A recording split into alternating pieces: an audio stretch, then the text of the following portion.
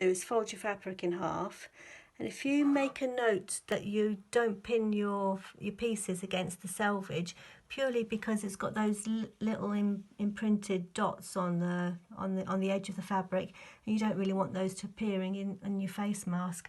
So just make sure that you pin them just a little bit away from the selvage. Okay.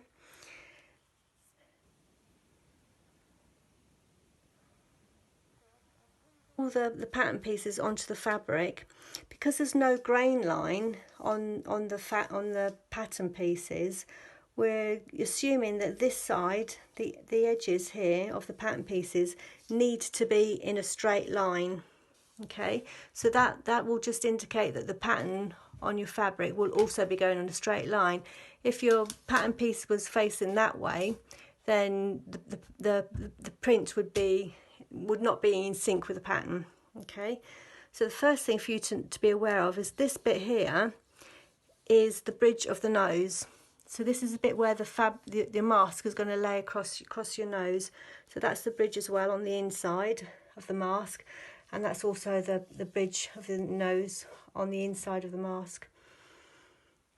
These little dotted lines all the way around the edges, they will be the seam allowances. Okay, so you will sew all along the dotted lines on the fabric.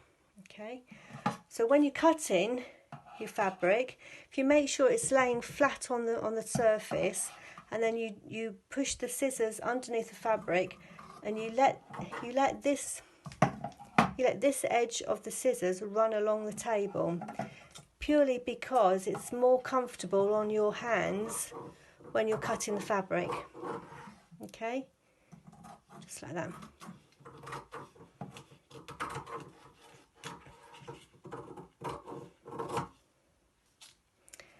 So first you need to cut all those pieces out.